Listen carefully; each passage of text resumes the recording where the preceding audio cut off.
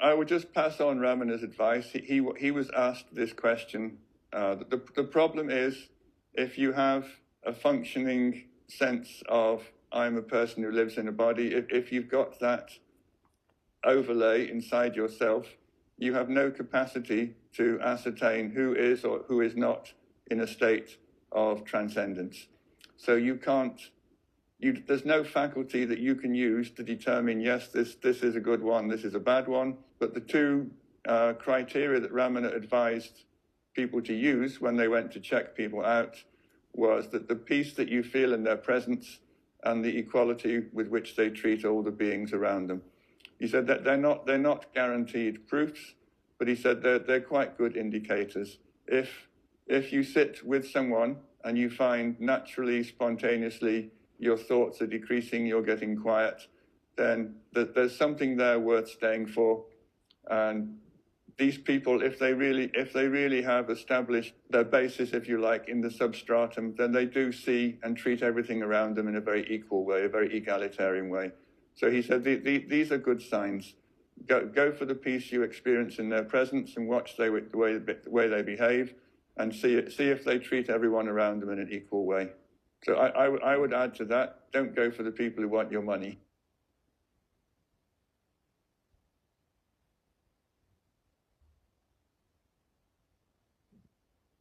I talked to Papaji about this, and his meetings, he called them satsangs. He said, if you have any interest in money, even if you just have a possibility that donations are welcome, then somehow the focus becomes the money and not the teachings. He said it just turns from satsang to money sang, that there's a very subtle transformation of the process of the meeting that becomes more and more geared to making money to keep the whole show on the road. He said you have to keep it pure. You have to give out your teachings freely to anybody who comes and not charge for them. So when he was active, he traveled a lot. People would invite him to come and teach. And he said, I will come on the following conditions: that you buy me a ticket. I will come to your house, your town, your country. If you want to organize meetings, then you book a hall for however many people you think will show up. But nobody who comes to that hall is going to be asked for money. No one is going to be asked for a donation. You can advertise, but no one is going to ask for money in my name or to have access to me. If those terms are acceptable, I will come to your town, I will come to your country, and I'm happy to talk to anyone who shows up, but not if any money is involved.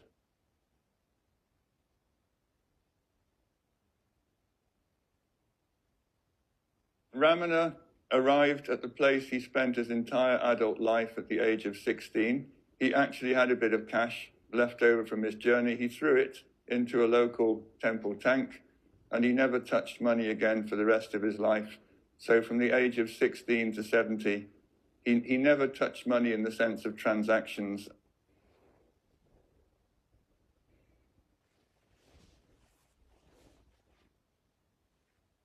He occasionally begged for his food, but somehow if you're in that state, self looks after you. If you're destined to be a teacher, then somebody will come along and give you food.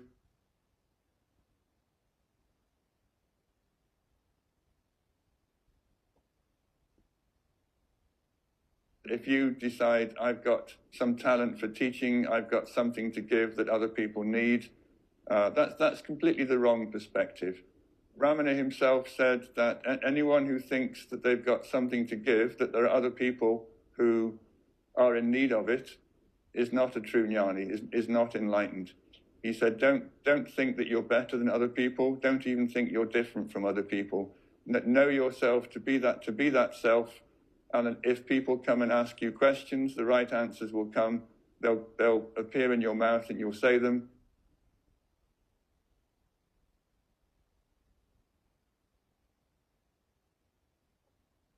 Ramana himself, he never said, I'm a guru, I'm a teacher, because once you put that label on yourself, then you're accepting differences. You're putting yourself in a position where you're better or more knowledgeable than somebody else. And from that perspective, you're saying, I have information, I have teachings, I have practices which I think you will benefit from, the automatic underlying assumption of that is these other people are not in your state, that they need to be improved in some way, and that you need to give out advice to them to do something. That's not how somebody like Ramana sees himself or frames the world around him. So he would say that I remain in this state all the time, 24 hours a day. He said by remaining in that state, there is a kind of automatic energy is created around me. People come and they ask me questions, and that energy field that's created by abiding in the self looks after all the people who come. It answers their questions. It helps them with whatever they need helping with. But it's nothing to do with me, because there's nothing inside me that recognizes that there's anything outside me that needs assistance or help. So I abide as the source. I abide as my own self. And by doing so, that creates this presence, this energy, which looks after everyone who comes. It's nothing to do with me, and I don't do it because I see difference or suffering or people who need something from me. That's just an automatic consequence of me abiding in this state.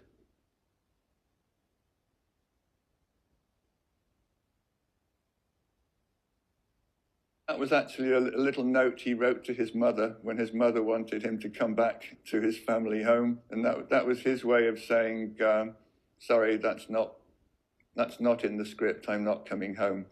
But in general, he did teach that all the activities that you undergo in this life are part of a predetermined script.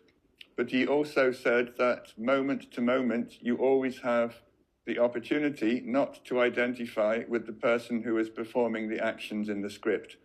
So although he would say, yes, there is a certain unfolding as a film unfolds according to the script writers and the director's instructions, he said there's a possibility to recognize that you are in a movie, if you like, that you have a series of actions that you have to undergo. But the idea, I am this person in this body performing these actions, he said that's your choice. That's not part of the script. He said you always have the opportunity to step out of the script and recognize that you're the ground, the substratum in which the movie is appearing and disappearing, and not identify with the characters which are performing their destined actions.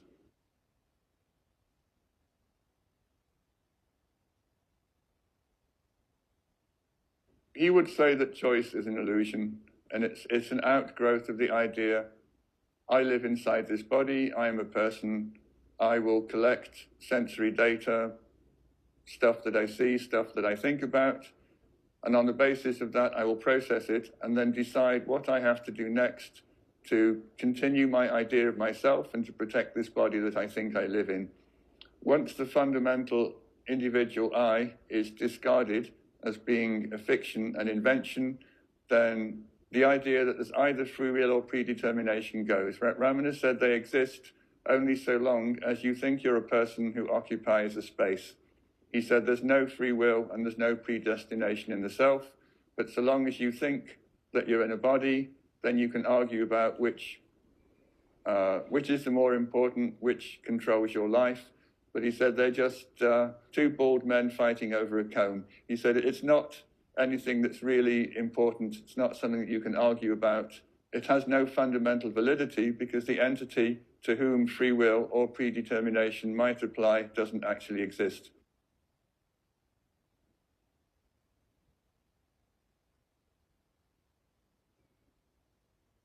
I don't think he used that vocabulary, but yes, his preferred term for this state, he didn't have a term that made it very exciting or exotic. He used the term sahaja. Sahaja just means natural. He said that this is the natural state. It's the only state there really is. And everything else is unnatural insofar as it requires some effort to sustain. He said when the effort to sustain the idea of being a person vanishes, when you no longer regard yourself as somebody who lives in a body, who has to interact with other bodies to get by in the world, he said what remains is this constant, unchanging substratum, and he just called it natural. He called it, this is the sahaja state. It's your true state, and it's the only state there is. and you're not in it because you've imagined yourself to be a person in a body who has to make choices and decisions.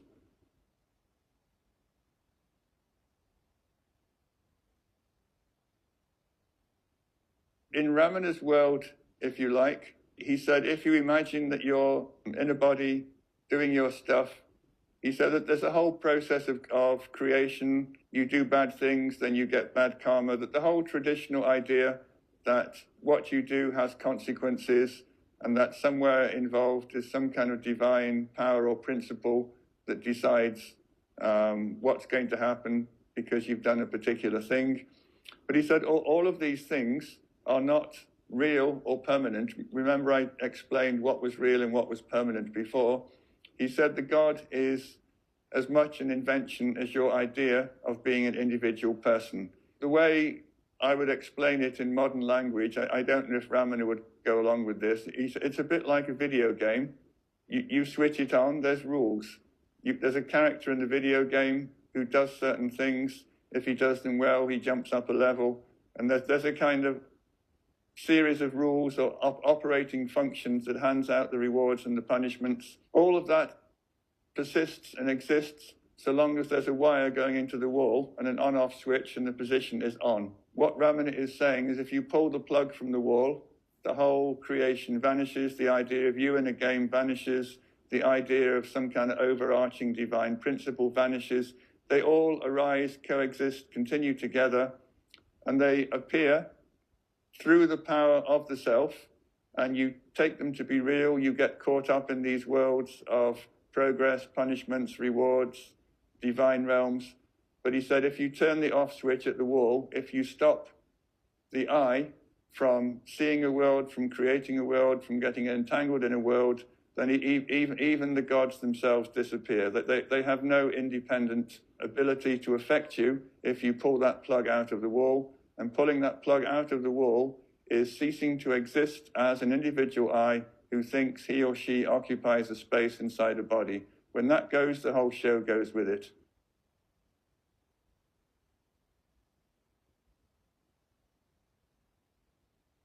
Somebody complained to Ramana, obviously with a scientific background, and says that what you're saying doesn't make sense. You know, I'm a scientist. I want something scientific. I want a proper procedure. And Ramana's reply, which I love it, is he said, holding on to what's real and eschewing what is unreal is the essence of science. I think that's a really good answer. So what you're doing on this is exactly what a proper scientist should be doing, is finding out what's true and what's real in a particular situation, holding on to that and discarding everything else which is not true, not real, and then you find out the truth of yourself. So he's not asking you to take on board any ideas which are not testable. It's scientific insofar as his prescription for self-inquiry is a working hypothesis. He's saying, I did this when I was young, I succeeded, I found out who I was by having this question spontaneously appear inside me. If you want my advice, I would say, ask this question yourself, follow it to its natural conclusion, and then you will discover for yourself what's true and what's real. You won't have any belief, you won't need me to tell you what's true or what's not. You'll find it for yourself. So in that sense, Ramana makes a proposition. He gives you a working hypothesis. He asks you to test it yourself by looking at this invention inside yourself, which you call I. And he said, if you conduct the experiment properly, the I that you're looking at will disappear. And in that act of disappearance, you will discover what's true and what's real. And he said that's all that scientists are doing. They're trying to find out what's true by letting go of everything that's not true.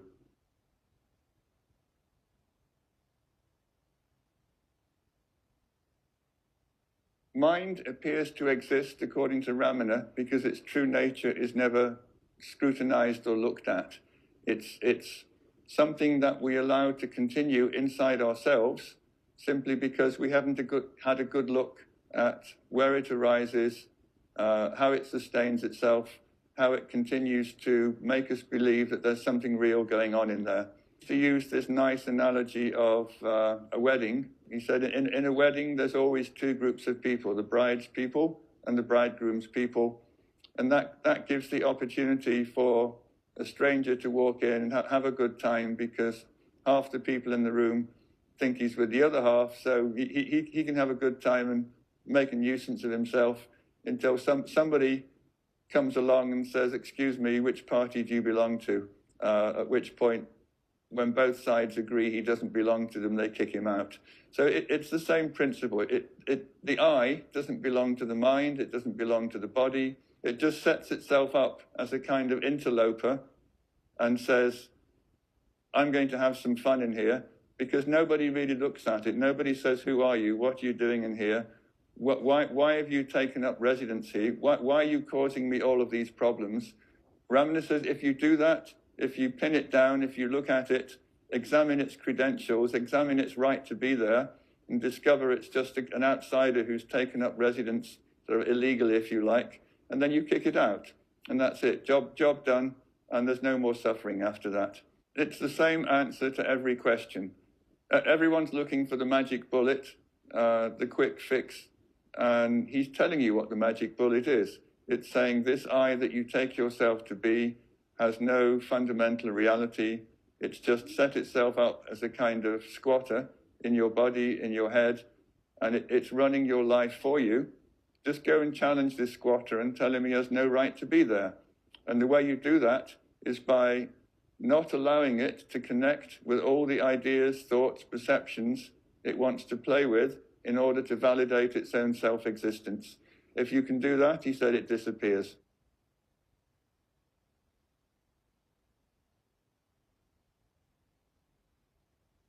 It's not a system of suppression. Ramana used to critique the yogis and the yogic school. Their most famous text starts off with the phrase, suppression of mind. He said, I'm not asking you to suppress thoughts or feelings or emotions, because that's an act of a doer who is performing an action. He said, that just increases the idea of personness. He said, what I'm asking you to do is to frame it properly. If there's anger or sadness or anything else, recognize that this is a state or a feeling that has occurred as an experience to someone. So he said, instead of wallowing in the emotions, which just makes them worse and stronger, he said, just try to see what it is that's experiencing them and hold on to the experiencer and not the experienced.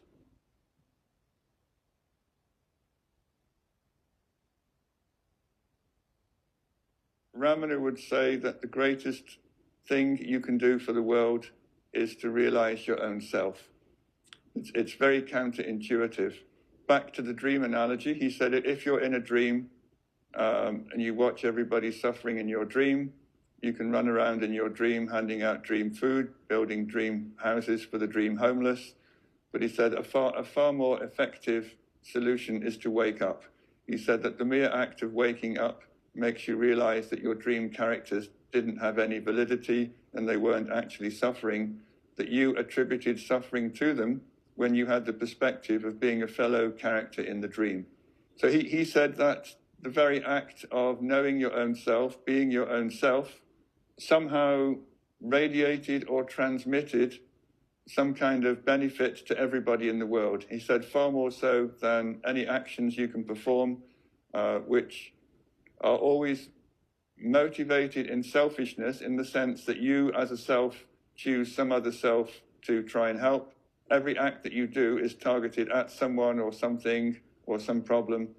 That is only ever going to have a limited benefit. He said, but by knowing your own self, you somehow you become one with the core or essence of all beings. And he said, by becoming one with that essence, you subtly benefit everybody else in the world. He said it's quite possible to be in this state in a cave in the Himalayas, to be in that state for your whole life and be of more benefit to the people of the world, even though nobody knows you're there, than the most industrious social reformer or politician. He said abiding as that state is the greatest benefit that you can confer to the world.